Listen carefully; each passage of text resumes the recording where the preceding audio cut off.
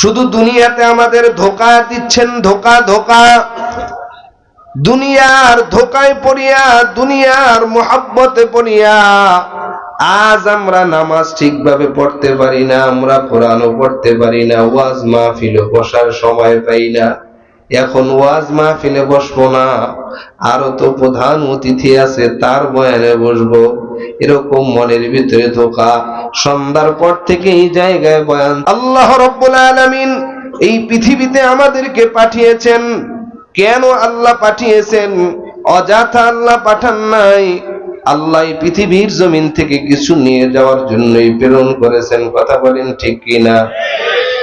আদ-দুনিয়া মাজরাতুল আখিরা, এই পৃথিবীটা হলো আখিরাতের ফসল, আখিরাতের শস্য কামাইয়ের জায়গা।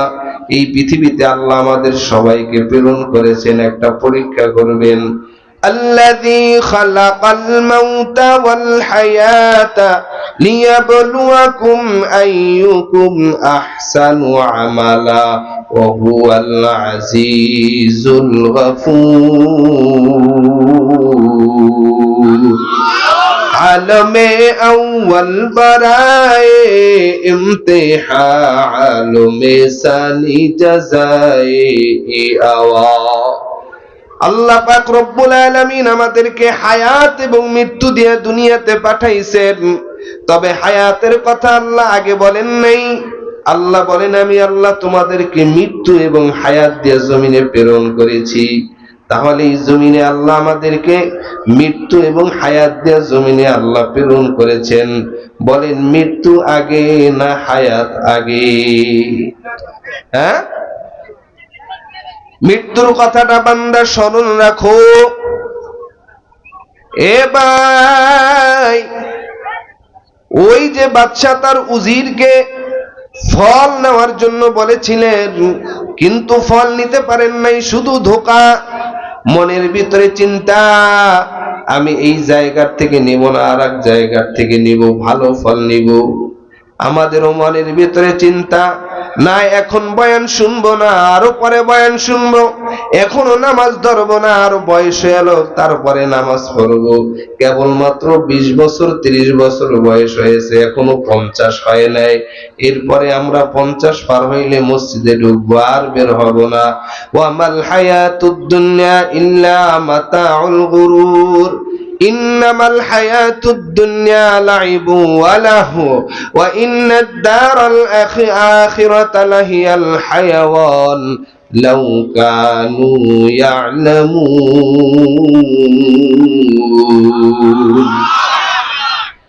শুধু দুনিয়াতে আমাদের ধোঁকা দিচ্ছেন, ধোঁকা ধোঁকা। দুনিয়ার ধোঁকায় পড়িয়া, দুনিয়ার মোহাব্বতে পড়িয়া আজ আমরা নামাজ ঠিকভাবে পড়তে পারি না, আমরা কোরআনও পড়তে পারি না, ওয়াজ মাহফিলে বসার সময় পাই না। এখন ওয়াজ মাহফিলে বসবো না, আরো তো প্রধান অতিথি আছে, তার বয়ানে বসবো, এরকম মনের ভিতরে ধোঁকা। সন্ধ্যার পর থেকে এই জায়গায় বয়ান চলছে, কিন্তু না, সন্ধ্যার পরে সবাই বসতে পারে নাই। ওয়াজ মাহফিল এমন একটা ইবাদত, এই জায়গায় সবাই বসতে পারে না। আবার সবাই বসলেও শেষ পর্যন্ত বয়ান শুনে যাইতে পারে না।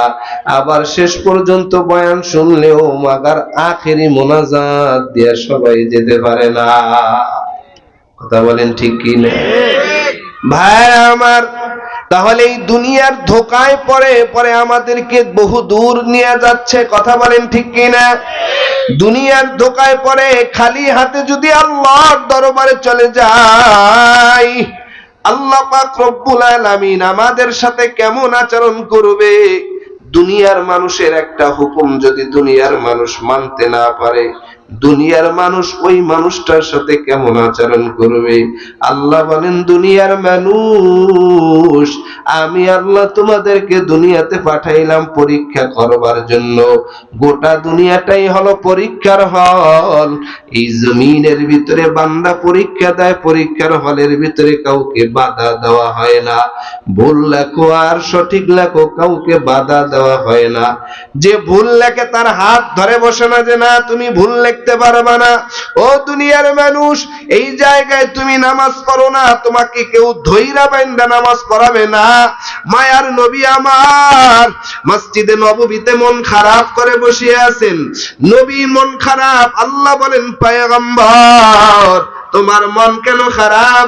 নবী বলেন ও আল্লাহ, আমার মন খারাপ হলো এই জমিনের ভিতরে আমি আপনার তাওহীদের স্লোগান দেই, তাওহীদের দাওয়াত দিচ্ছি, কালিমার দাওয়াত দেই, কিন্তু মক্কার মানুষ আমার দাওয়াত গ্রহণ করে না, এই কারণে আমি মনটা খারাপ করে বসে আছি।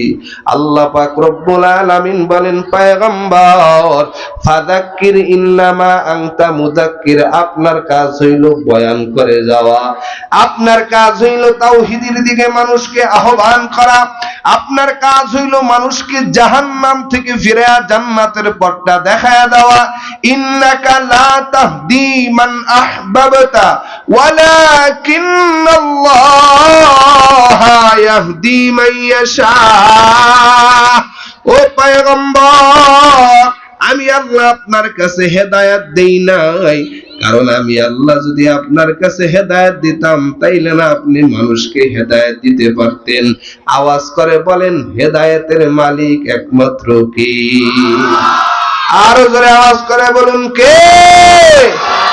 হেদায়েতের মালিক হয়েছেন আমার আল্লাহ। আল্লাহ যাকে হেদায়েত দিবেন, কাউকে দুনিয়ার মানুষ, দুনিয়ার কেউ তাকে গোমরাহ করতে পারবে না। আল্লাহ যদি কাউকে গোমরাহ করে দেন তাহলে কেউ তাকে হেদায়েত দিতে পারবে না। আওয়াজ করে বলেন হেদায়েত দেওয়ার মালিক কে? এজন্য হেদায়েতের মালিক হয়েছেন আমার আল্লাহ, হায়াতের মালিক হয়েছেন আমার আল্লাহ। এ বান্দা, এই জমিনের ভিতরে সুস্থ রাখার মালিক আমার আল্লাহ। তবে আল্লাহর কাছে হেদায়েত পাওয়ার জন্য বান্দার চেষ্টা করতে হবে, সাধনা করতে হবে। কথা বলেন ঠিক কিনা? আল্লাহর কাছে হেদায়েত, আল্লাহর কাছ থেকে যদি হেদায়েত পেতে চাই, হেদায়েতের রাস্তায় চলতে হবে। ঠিক নেই না? চাইলেই হেদায়েত পাওয়া যাবে? বলেন এই নিঃশ্বাসের মালিক কে? এই যে চক্ষুটা বুঝতেছি আর খুলতেছি, এই খোলাইতেছেন কে? আল্লাহ। 24 ঘন্টার ভিতরে বান্দা 60,000 বার নিঃশ্বাস ফালাইতেছে আর বের করতেছি। কতবার? 60,000 বার। এই 60,000 বার 24 ঘন্টার ভিতরে যে আমি নিঃশ্বাস নিচ্ছি আর দিচ্ছি, অক্সিজেন ফালাইতেছি, এটার মালিক কে? বলেন এটার যদি মালিক দুনিয়ার কেউ হইতো তাহলে এই অক্সিজেন গুলো এক জায়গায় জমা করে রাখা তার আপনজনদেরকে আগে দিত, আগে নিজে বাঁচত, তারপরে আপনজনদেরকে দিত। কথা বলেন ঠিক কি না? কিন্তু এই যেই জিনিস প্রয়োজন যত বেশি, ওই জিনিস আল্লাহ দিয়েছেন তত বেশি। এই নিয়ামত কার? এই যে চোখ খুলতেছি আর বুঝাইতেছি, অফ করতেছি, এই সব কিছুর মালিক জোরে আওয়াজ করে বলেন কে? হেদায়েত কার হাতে? ওয়াল্লাযীনা জাহাদু ফীনা লানাহদিয়ান্নাহুম সুবুলানা। বান্দা হেদায়েত পাওয়ার জন্য চেষ্টা করতে হবে, আল্লাহ পাওয়ার জন্য চেষ্টা করতে হবে। কেউ যদি হেদায়েত পাওয়ার জন্য চেষ্টা করে, আল্লাহ বলেন আমি আল্লাহ তাকে হেদায়েতের রাস্তায় উঠাইবার জন্য হাজারো পথ খুলে দেই। হেদায়েতের জন্য চেষ্টা করা। কই হুজুর দোয়া কইরেন। কি দোয়া করব? আপনি দোয়ায় সহযোগিতা কইরেন। আমারে বলে হুজুর চান কি আপনি? আপনি কি চান?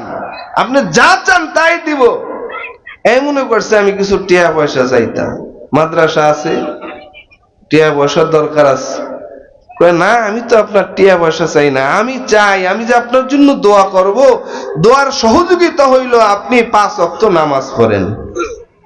কি বলেন? নামাজ পড়া দোয়ায় সহযোগিতা করা। শুধু একা দোয়া করলে হবে না, নামাজ পড়া দোয়া করতে হবে। ভাইরা আমার, হেদায়েতের মালিক একমাত্র কে? আল্লাহ পাক রব্বুল আলামিন আমার তেলাওয়াতকৃত আয়াতে আল্লাহ কিছু কথা বলেন মুমিনদেরকে। কাদেরকে? মুমিন, তাদের সাথে আল্লাহ কিছু কথা বলেন। আল্লাহ বলেন ইয়া আইয়ুহাল্লাযীনা আমানুত্তাকুল্লাহ। এ দুনিয়ার মুমিন, এ দুনিয়ার ইমানদারেরা, তোমরা আল্লাহ তাআলাকে ভয় করো। কার ভয়? আরো জোরে বলেন। আপনারা কি রাগ করতে আছেন? আল্লাহর নাম জোরে বলেন। কার ভয়? এই জমিনের ভিতরে মানুষকে যদি অন্যায় অপরাধ থেকে ফিরাইতে চান, পুলিশ আর র্যাব আর বিডিআর বিএসএফ যত বাহিনী আছে, কোন বাহিনী দিয়া মানুষকে অন্যায় অপরাধ থেকে ফিরানো যাবে? মানুষকে যদি অন্যায় অপরাধ থেকে ফিরাইতে চান, দিলের ভিতরে একজনের ভয় থাকতে হবে। তিনি কে? আল্লাহর ভয় ব্যতীত ওই বান্দা অন্যায় অপরাধ থেকে ফিরবে। যেই সমাজের মানুষ আল্লাহকে যত ভয় করে বেশি, ওই সমাজের মানুষ তত ভালো বেশি। কথা বলেন ঠিক কিনা? যেই সমাজের ভিতরে মানুষের অন্তরে আল্লাহর ভয় নাই, ওই সমাজের মানুষের আখলাক চরিত্র ঠিক নেই। আখলাক চরিত্র যদি সুন্দর করতে চান, তাহলে ভয় রাখতে হবে কার? আরো জোরে বলেন। ইয়া আইয়ুহাল্লাযীনা আমানুত্তাকুল্লাহ, ও ঈমানদারেরা আল্লাহ তাআলাকে ভয় করো। আল্লাহ পাক রব্বুল আলামিন পবিত্র কোরআনুল কারীমে বিভিন্ন আয়াতে আয়াতে আল্লাহ ভয়ের কথা বলেন। আল্লাহ বলেন, ইয়া আইয়ুহাল্লাযীনা আমানুত্তাকুল্লাহ হাক্কা তুকাতিহি ওয়া লা তামুতুন্না ইল্লা ওয়া আনতুম মুসলিমুন।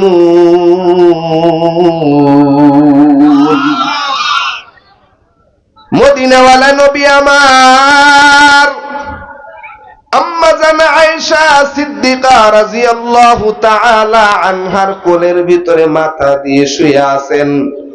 নবী আমার মা আয়েশার কোলের ভিতরে মাথা রেখে শুয়ে আছেন, আর আম্মা জান আয়েশা রাদিয়াল্লাহু তাআলা আনহা আমার নবীর মাথার দিকে তাকায়া তাকায়া পাকা চুল গণনা করতেছেন।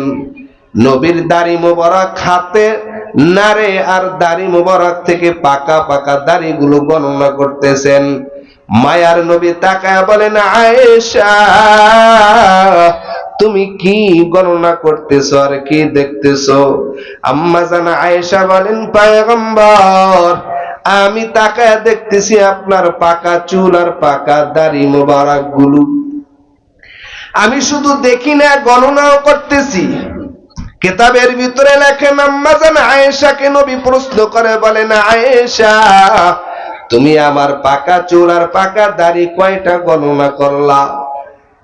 এক বর্ণনায় পাওয়া যায় নবীজির 12 থেকে 13টা দাড়ি মোবারক পাইকা গেছে, 16 থেকে 17টা চুল মোবারক পাইকা গেছে। আম্মা জান আয়েশাকে পয়গম্বর ডেকে বলেন, আয়েশা এই যে চুল আর দাড়ি পাকার একটা কারণ, আল্লাহর কোরআনুল ভিতরে একটা আয়াত আল্লাহ নাজিল করেছেন, ইয়া আইয়ুহাল্লাযীনা আমানুত্তাকুল্লাহ হাক্কা তুকাতিহি ওয়া লা তামুতুন্না ইল্লা ওয়া আনতুম মুসলিমুন।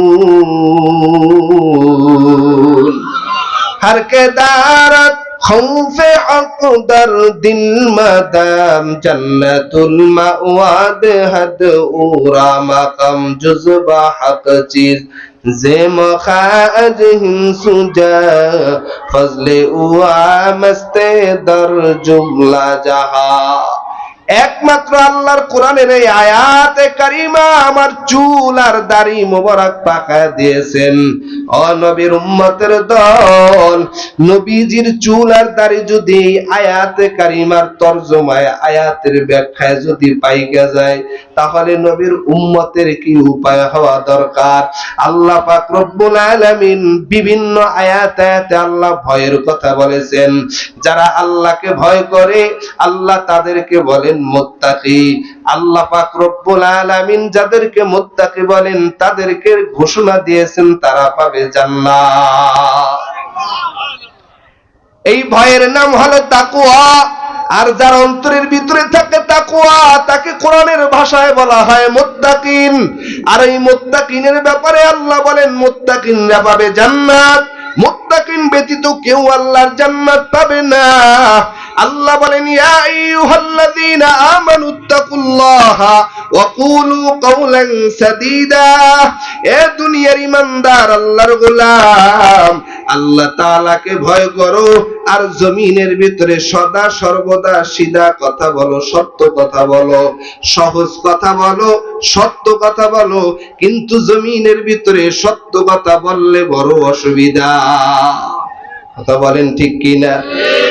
সত্য বললে বড় অসুবিধা, সোজা কথা বললে বড় অসুবিধা, দুর্বল মনে হয়।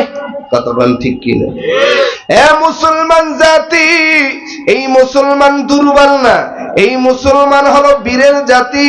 ও মুসলমান জাতি, ও নবীর উম্মত, মুসলমান তো ওই জাতি যেই জাতি উহুদের ময়দানে যুদ্ধ জিহাদ করে, বদরের প্রান্তে 313 জন সাহাবী এর মাধ্যমে শত শত হাজার হাজার বেঈমানদেরকে পরাজয় বরণ করে বিজয় এনেছেন। সেই জাতি হলো মুসলমান জাতি। কথা বলেন ঠিক কিনা? আজ মুসলমান তো এমন হয়ে গেছে, মুসলমানের ঈমান বড় দুর্বল হয়ে গেছে। আজ মুসলমানের আওয়াজ একটা মশা পর্যন্ত দৌড়ায় না, কারণ ঈমানদারের ভিতরে ভেজাল ঢুকছে। ভেজাল ঈমানদারের কারণে মুসলমানরা বড় দুর্বল হয়ে গেছে। কথা বলেন ঠিক কিনা? মুসলমান হাত মে তসবিহ রাহে লেকিন তলোয়ার কাহা হে। মুসলমানের ভিতরে এখন তসবিহ আছে ঠিক, কিন্তু তলোয়ার নাই। কথা বলেন ঠিক কিনা? মুসলমানের হাতে তসবিহ আছে কিন্তু তলোয়ার নাই। তলোয়ার মুসলমানের থাকতে হবে। মুসলমানের হাতে তলোয়ার না থাকার কারণে বেঈমানেরা মুসলমানদেরকে মারে, কিন্তু মুসলমান কোনো প্রতিবাদ করতে পারে না। আওয়াজ করে বলেন ঠিক কিনা? أم حسبتم أن تدخلوا الجنة ولما يأتكم مثل الذين خلوا من قبلكم مستهم البأساء والضراء وزلزلوا حتى يقولوا والذين آمنوا معه متى نصر الله والذين آمنوا معه متى نصر الله। আল্লাহর সাহায্য যদি পেতে চাও, আল্লাহ বলেন ঈমান আনো, আমিনু কামা আমানান নাস। ঈমানদার হও তো সাহাবীদের মতন ঈমানওয়ালা হও। সাহাবীরা কেমন ঈমানদার ছিলেন? সাহাবীরা নামাজ যেমন পড়েছেন, তারা দিনের বেলায় নামাজ পড়েছেন, রাতের বেলা নামাজে দণ্ডায়মান ছিলেন, আর দিনের বেলা বেঈমানের বিরুদ্ধে বীর বিক্রমের সাথে যুদ্ধ জিহাদ করেছেন। কথা বলেন ঠিক কিনা? আত-তাযীমু লিআমরিল্লাহ ওয়াস শাফাকাতু আলা খালকিল্লাহ, দুই জিনিসের সমন্বয় ঈমান পরিপূর্ণ হবে। আত-তাযীমু লিআমরিল্লাহ, আল্লাহর হুকুমকে শ্রদ্ধা করা, সম্মান প্রদর্শন করা, আল্লাহর হুকুমকে মেনে নেওয়া। ওয়াস শাফাকাতু আলা খালকিল্লাহ, মাখলুকাতের সাথে সুন্দর ব্যবহার করা, খেলাফতের দায়িত্ব পালন করা। শুধুমাত্র খেলাফতের দায়িত্ব দ্বারাই ঈমানদার হয় না, আর শুধুমাত্র ইবাদতের দ্বারাই ঈমানদার হবে না। ঈমানদার যদি হতে হয় আত-তাযীমু লিআমরিল্লাহ ওয়াস শাফাকাতু আলা খালকিল্লাহ, ইবাদতও লাগবে, খেলাফতও লাগবে, ইবাদতও লাগবে, মানবতার সেবা করাও লাগবে। দুই জিনিসের সমন্বয়ে ঈমান পরিপূর্ণ হবে। কথা বলেন ঠিক কিনা? মুহতারাম হাজিরিন, আল্লাহ কোরআনে বলেন আমিনু কামা আমানান নাস। ঈমান আনো তো সাহাবায়ে কেরামের ঈমানের মতন ঈমান আনো। সাহাবায়ে কেরামের ঈমান কেমন ছিল? সাহাবায়ে কেরাম নবীর দরবারে বসেছিলেন, সাহাবায়ে কেরাম নবীজির আশিক ছিলেন, সাহাবায়ে কেরাম আল্লাহর বড় আবেদ ছিলেন। আবার সাহাবায়ে কেরাম আল্লাহর দুশমন বেঈমানের বিরুদ্ধে যুদ্ধ করেছেন। আম হাসিবিতুম আন তাদখুলুল জান্নাতা ওয়ালাম্মা ইয়াতিকুম মাসালুল লাযিনা খালাউ মিন ক্বাবলিকুম। ঈমানদার বর্তমানে ঈমান আনলেই মনে করেন না বড় কামিয়াব হয়ে গেছি, জান্নাত পেয়ে গেছি গা। না, জান্নাত পেতে হলে পূর্ববর্তী আমাদের পূর্বে যারা এই পৃথিবীতে আসছেন তাদের মতন হইতে হবে। তারা কেমন করেছেন? বলে তারা তো ওই যে তলোয়ারের সম্মুখীন হয়েছেন। আপনার আমারও যদি ঈমানকে পরিপূর্ণ করতে চান আর জান্নাত পাইতে চান, তাহলে আমাদেরও রাজপথে তলোয়ারের সম্মুখীন হতে হবে। কথা বলেন ঠিক কিনা? অতএব আমারকে আপনি গালি দেন, কোনো অসুবিধা নাই। আমার বাবাকে গালি দেন, কোনো অসুবিধা নাই। আমার দাদাকে গালি দেন, আপনাকে কিছুই বলবো না, কিন্তু কেউ যদি আমার নবীর খতমে নবুয়ত নিয়ে টানাটানি করে তাকে এই জমিনের ভিতরে জিন্দা রাখা যাবে না। আওয়াজ করে বলেন ঠিক কি না? কেউ যদি আমার নবীকে শেষ নবী না মানে তাকে জিন্দা রাখা যাবে না। কেউ যদি এই বাংলাদেশের স্বাধীন ভূখণ্ডের ভিতরে ইসলাম ও মুসলমানদের ভিতরে সুন্দর স্থিতিশীল দেশকে অস্থিতিশীল বানাইতে চায়, এই দেশকে যদি উত্তেজিত করতে চায়, তাদেরকে এই জমিনের ভিতরে জায়গা দেওয়া হবে না। আওয়াজ করে বলেন ঠিক কি না? এই বাংলাদেশের জমিনের ভিতরে ইসকনদের বাড়াবাড়ি চলতেছে। যেই ইসকন সম্প্রদায় একটা জঙ্গি সম্প্রদায়, যেই ইসকন টেরোরিজম কায়েম করে, যেই ইসকন এই জমিনের ভিতরে ফিতনা ছড়ায়, যেই ইসকন সনাতন ধর্ম অবলম্বীদেরও দুশ্মন। আওয়াজ করে বলেন ঠিক কিনা? আমার অনেক মহব্বতের সনাতন ধর্মের ভাইরা আছে, তারাও এই সংগঠনকে দেখতে পারে না।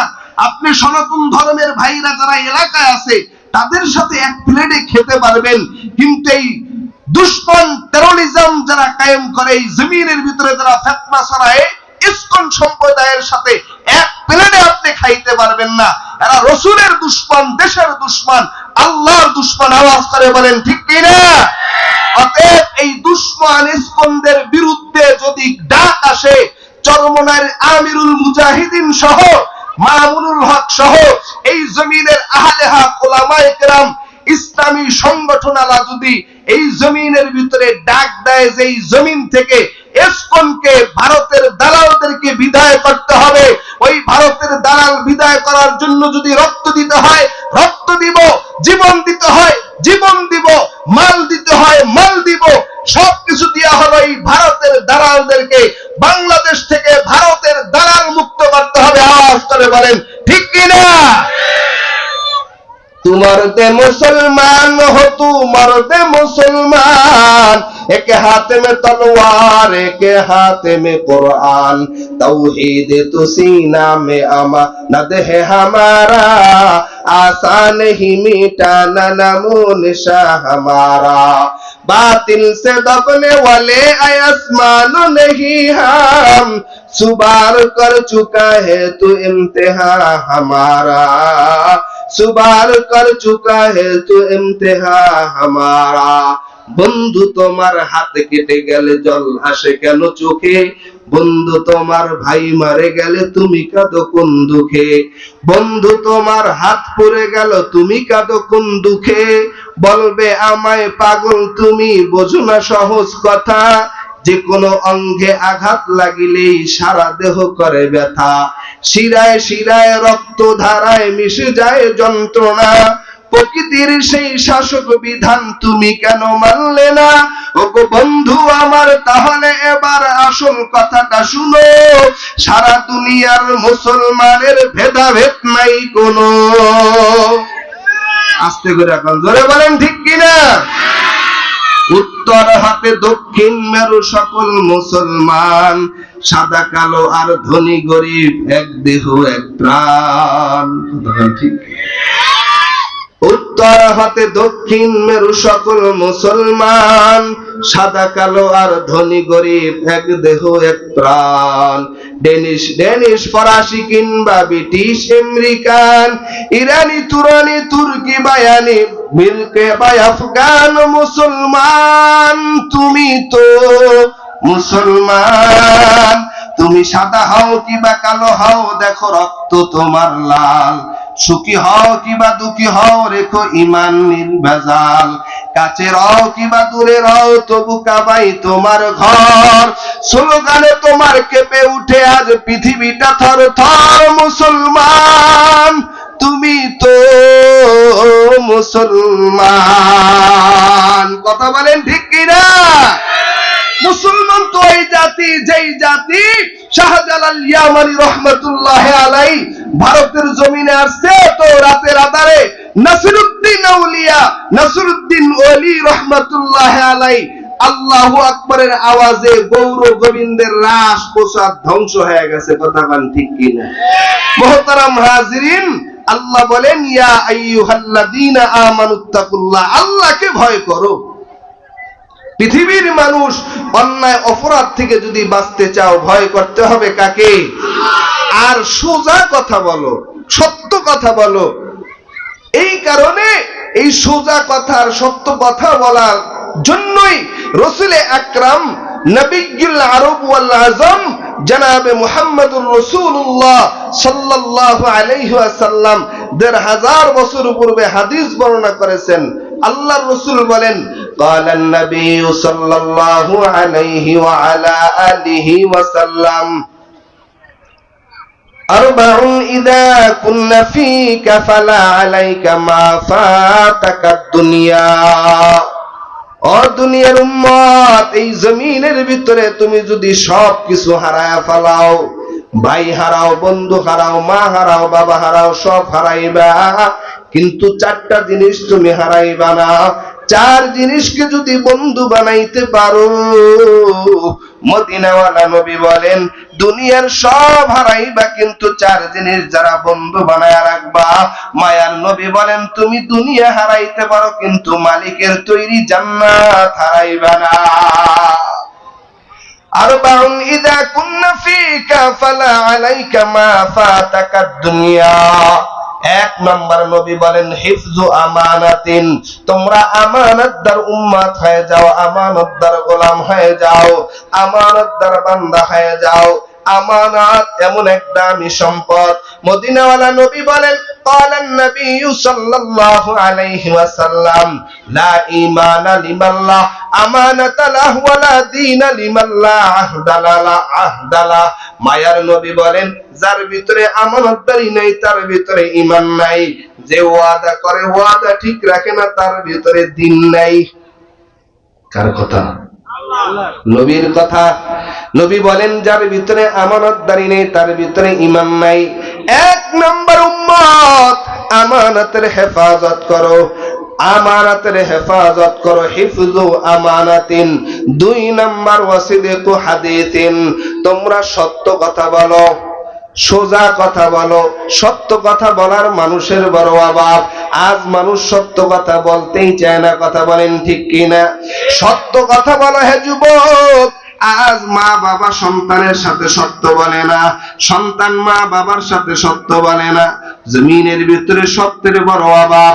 মায়ার নবী আমার ১৫০০ বছর পূর্বে বলেন, ক্বালান নবী সাল্লাল্লাহু আলাইহি ওয়াসাল্লাম, আস-সিদকু ইউদি ওয়াল কিযবু ইউহলিক। সত্য মানুষকে বিজয় করে দেয় আর মিথ্যা মানুষকে ধ্বংস করে দেয়। আজ আমরা সত্য বলতে পারি না। সত্য বলার দরকার আছে না নাই? সত্য বলার ভিতরে কামিয়াবি, মিথ্যা বলার ভিতরে নাদানি, নাফরমানি। আজ যুবক আল্লাহর গোলাম, আজ আমরা সত্য বলতে পারি না। আল্লাহর রাসূল বলেন উম্মতের দল, তোমরা পাক জবানের মালিক হও, সদা সর্বদা সত্য কথা বলো। এই জমিনের ভিতরে গুনাহের কিছু ফ্যাক্টরি আছে, আর বর্তমান জমানায় গুনাহের বড় ফ্যাক্টরি হইল মোবাইল। এই মোবাইলের ভিতরে এমন গুনাহ হয়, সেটা হলো মিথ্যা সাপ্লাই দেওয়া হয়, কথা বলেন ঠিক কিনা? জমিনের ভিতরে যত সাপ্লাইয়ের কারখানা আছে, সবচাইতে জমিনের বড় মিথ্যা সাপ্লাইয়ের কারখানা হইল জমিনের ভিতরে মোবাইল। এই মোবাইলটা মিথ্যা সাপ্লাই দেওয়া হয়, মোবাইলের ভিতরে শত মিথ্যা কথা বলা হয়। যদি বলেন আছেন কই, এই জায়গায় থাইকেই বলবে আমি আছি বহুদূর, কথা বলেন ঠিক কিনা? আছে কোথায়? বলে বাসের গাঁও, বাসিরা গ্রাম। কয় না বাসিরা গ্রাম না, আমি তখন মুক্তারপুর ব্রিজের ভিতরে বসে আছি। এরকম মিথ্যা সাপ্লাই দেওয়া হয়। আল্লাহ রাসূল বলেন ওয়াসিদিকু হাদিসিন, তোমরা সত্য কথা বলো, জবানকে সত্য বানাও, জবান দ্বারা মিথ্যা বলবা না। এ যুবক আল্লাহর গোলাম, ইমাম জুরখানি রাহমাতুল্লাহ আলাইহি মুয়াত্তা মালিক লিখেছেন। এই মুয়াত্তা মালিকের ব্যাখ্যা গ্রন্থের ভিতরে একটা ঘটনা উল্লেখ করেছেন। ইমাম জুরখানি রাহমাতুল্লাহ আলাইহি বলেন, ওই মদিনার জমিনের ভিতরে, মদিনা শহরের পার্শ্ববর্তী বস্তি এলাকার ভিতরে একজন মহিলা মারা গেছেন। একজন মহিলা মারা যাওয়ার পর এই মহিলাকে যখন গোসল করাইতে হবে, আর একজন মহিলা আসছে গোসল করাইবার জন্য। গোসল করাইতে আসছেন, গোসল করাইতেছেন, শরীরের ভিতরে যখন মৃত্যু মানুষকে গোসল করায়, ওই আল্লাহর বান্দি যিনি গোসল করাইতেছেন তিনি মনে মনে একটা কুচিন্তা আনলেন। গোসল করাইতেছেন, গোসল করাইতে করাইতে হাত যখন ওই মৃত্যু মহিলার উরুর উপরে আসছে, ওই সময় তিনি মুখ দ্বারা বলে ফেলল, এই মহিলা এমনটা জেনাখোর মহিলা, এই মহিলা এমন ওই পুরুষের সাথে জেনা করেছেন, পুরুষের সাথে জেনা করেছেন। সাথে সাথে ওই মহিলার হাতটা মৃত্যু মহিলার শরীরের সাথে অ্যাডজাস্ট হয়ে গেছে, মহিলার শরীরের সাথে অ্যাডজাস্ট হয়ে গেছে। মুয়াত্তা মালিকের ব্যাখ্যা গ্রন্থে উল্লেখ করা হয়, আল্লাহর বান্দির হাত যখন মহিলার সাথে লেগে যায়, এখন আর হাত নাড়াইতে চাড়াইতে পারে না, হাত আর বের করতে পারে না, যেদিকেই যায় সেদিকেই হাত